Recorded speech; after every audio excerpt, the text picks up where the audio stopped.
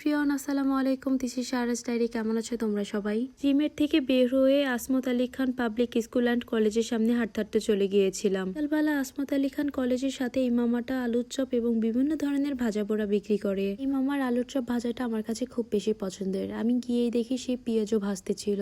মামাকে হয়তোবা সবাই চেনেন, বিকালবেলা আসলেই কলেজের সামনে তাকে দেখতে পারবেন। বিভিন্ন ধরনের ভাজা পোড়া সে বিক্রি করে। দাঁড়িয়ে থেকে মামার পেঁয়াজও ভাজাগুলো সব দেখতেছিলাম, খুব বেশি লোভনীয় লাগতেছিল। কি দেখতেছিলাম কি মামা গরম তেলে হাত দিয়ে পেঁয়াজগুলো উঠাচ্ছিল কড়াই থেকে। আর মামার বানানো আলুর চপ, পেঁয়াজু, আলু পুরি এগুলো অনেক বেশি ফেমাস। আমি অনেকক্ষণ দাঁড়িয়েছিলাম, তারপর মামা আমার জন্য আলুর চপগুলো ভেজে দিচ্ছিল। আমার ব্যবহারটা অনেক বেশি ভালো ছিল।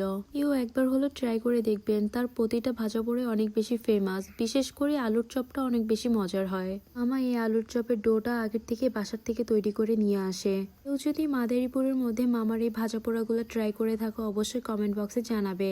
আমি তো প্রতিদিনই আসি মামার কাছে আলুর চপগুলো নিতে, এবং বাসায় পার্সেল করেও আলুর চপগুলো নিয়ে যাই আমার মার জন্য। আমার মারও খুব পছন্দের মামার আলুর চপগুলো। যাই হোক, আলুর চপগুলো এখন ভাজা শেষ, মামা আমাকে এখন পার্সেল করে দিচ্ছে। আল্লাহ হাফিজ সবাইকে, ভালো থাকবেন সবাই।